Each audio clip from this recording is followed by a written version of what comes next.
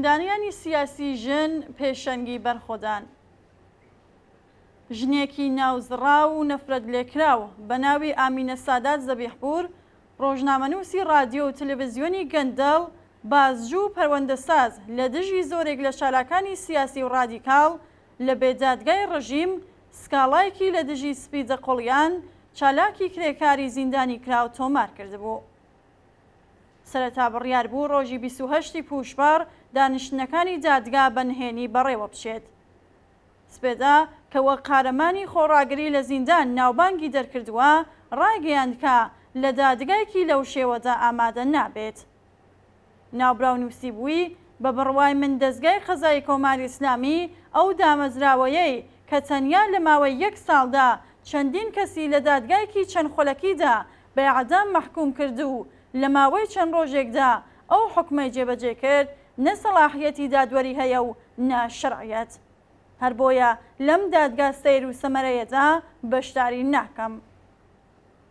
بەڵام ڕێکخەرانی دادگا بە فێڕایان گەیاند کە کۆبوونەوەکان بە شێوەی ئاشکرا بەڕێوە دەچن. سپێدا بە دروست بڕیارەکەی پێشووی گۆڕی. ناوبراو لە نامەیەکدا کە ئاراستەی خەڵکی ئێرانی کردووە نووسیوێتی، وەک دەزانن دوای سکاڵاکەی ڕۆژنامەنووسی بازجوو ئامینە سادات زەبیحپور ڕایم گەیاندبوو کە لە دادگایەکی نمایشی کۆماری ئیسلامیدا بەشداری ناکەم. بەڵام ئەوان ئاگاداریان کردمەوە کە سبەی دادگایکردنەکەم بە شێوەی ئاشکرا بەڕێوە دەچێت. لەو ڕووەوە کە هیچ ترسێکم نییە لە وتنی ڕاستیەکان لە بەردەم خەڵکدا، بڕیارم داوە بەشداری ئەم دادگایکردنە بکەم و بەرگری لە خۆم بکەم.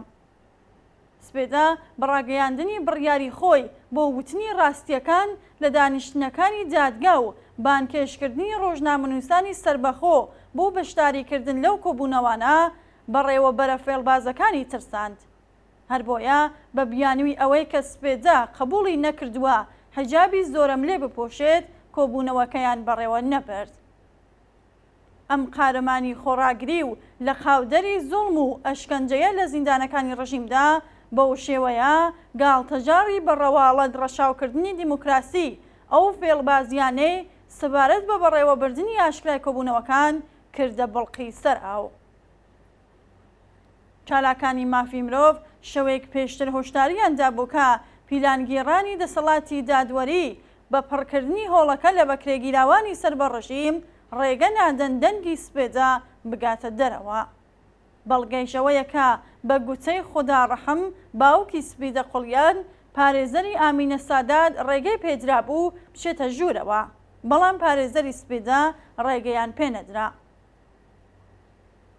کۆماری ئیسلامی لەم ڕۆژانەی سەروبەندی ساڕۆژی قەتڵی حکوومەتی ژینە ئەمینی و دەستپێکی شۆڕشی ژن ژیان ئازادیدا لە هەموو بوارەکاندا ئاگری سەرکوت لە دژی کۆمەڵانی خەڵکێران باوەشێن دەکات.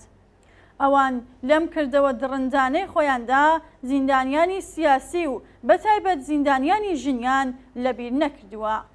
سەرکوتگەران چەند ڕۆژبەر لە بڕیاری بەڕێوەبردننی دادگای نمایشی بۆ سپێدا کە بە دڵنیاییەوە دەبووە هۆی زیاتربوونی ماوەی زیندانیەکەی، ڕایگەیاند کە زیندانی خۆڕاگر مەریەم ئەکبەری منفەردیش بە خاتری دوو پەروەندە پەلکێشی دادگا دەکرێت. ڕۆژی 25 پوشبار 44 کەس لە زیندانیانی سیاسی ژن و هاوبەندەکانی پێشووی مەریەم بە بڵاوکردنەوەی نامەیەک خوازیاری وەستاندنی پەروەندەسازی لە دژی ئەم زیندانیە سیاسیە خەباتکار و ئازادکردنی دەستبەجێ ئەو بوون. سپێدە لەگەڵ زیندانی سیاسی بوێر و خۆڕاگری وەک نەرگز محەممەدی و گوڵڕۆخ ئیرایی یەکێک لە واژۆکارانی ئەو نامەیە بوو.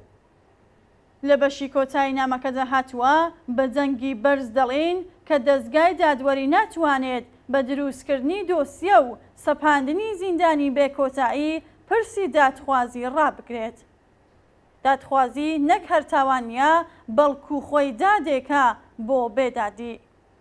دەنگی دادخوازی تر نەک هەر لە گەروی مریەمەوە، بەڵکو لە چوار گۆشەی ئێرانەوە دەبیسترێت. بەرپرسانی کۆماری ئیسلامی لە هەر شوێنێک سەرکوتیان تونتر کردبێتەوە و فێڵبازیان کردبێت، لەگەڵ خۆڕاگەری و بەرخۆدانی هەرچی زیاتری چالاکانی بزوسنەوە کۆمەڵایەتیەکان و خەڵکی ناڕازی بەرەوڕوو بوونەتەوە. مانگرتنی کرێکارانی نەوت، ناڕزایەتی کرێکارانی بوارەکانی دیکە، خۆپیشاندانی مامۆستایان، خانەنشینان و خەباتی بوێرانەی ژنانی ئازادپۆژ و دایکانی دادخواز، زیندانیانی سیاسی، خوێندکاران، خەڵکی خەباتکاری کوردستان و بەلوچستان و پەرەسەندن و گەشەکردنیان ئاماژەن بۆ ئەم ڕاستیە.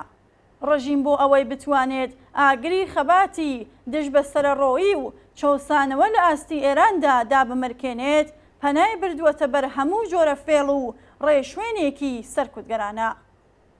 ئەو بەرخۆدان و مانگرتن و خۆپیشاندان و ناڕزایەتیانەی ئێستا کە بڕیاری بوێرانێ کەسانی وەک سپێدە قوڵیان هێز و ورێ لێ وەردەگرن، ئەوە دەسەلمێنن کە خەو لە چاوی دەسەڵاتدارانی کۆماری ئیسلامی سەرمایە زراوە و ئەو هێرش و پەلامارەی لە دژی زۆرینەی خەڵکی ئێران دەستیان پێکردووە لەگەڵ شکست بەرەوڕوو دەبێتەوە.